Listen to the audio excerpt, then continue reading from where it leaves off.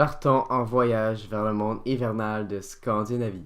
Le terme viking s'est imposé internationalement pour désigner les Scandinaves. L'ère viking est le nom de la période définie entre 793 et 1066 de notre ère en Scandinavie et en Angleterre.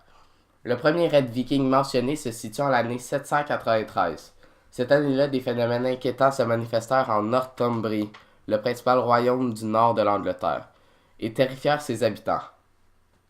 Le 8 juin, les pillards vikings ont détruit l'église de Lindisfarne. Après cette attaque, les Vikings organisent bon nombre de pillages des villes possédant le plus de richesses, dont les ports, les monastères et les faubourgs des vieilles cités.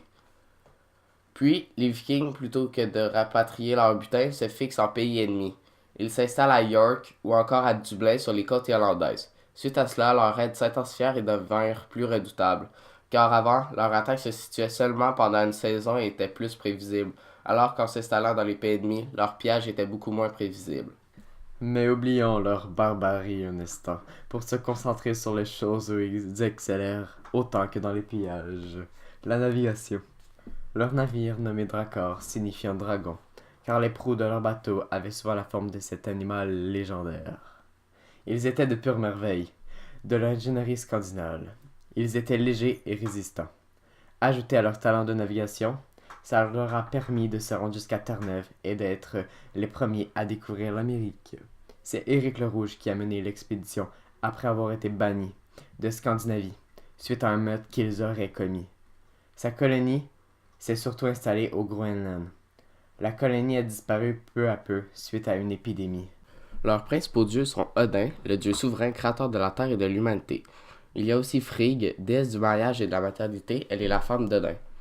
N'oublions pas Thor, dieu du tonnerre et père ennemi des géants. Son arme, un marteau appelé Mjolnir, lui confère la puissance du tonnerre et de la fertilité. Ajoutons Loki, dieu de la tromperie et responsable de plusieurs malheurs chez les dieux. Il y a aussi Baldr, qui est le dieu de la beauté, de la jeunesse et de la lumière. Il y a Freyr, dieu de la fécondité et de la vie, Freyja, déesse de l'amour, Tyr, dieu des serments et des droits, Njord, dieu des mers, du vent et de l'abondance. Sans oublier El, déesse des enfers, et Heimdall, dieu gardien du monde d'Asgard.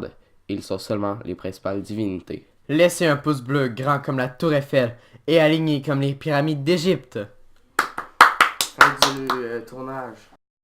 Découvrez Viking, une exposition sur la vraie histoire des Vikings.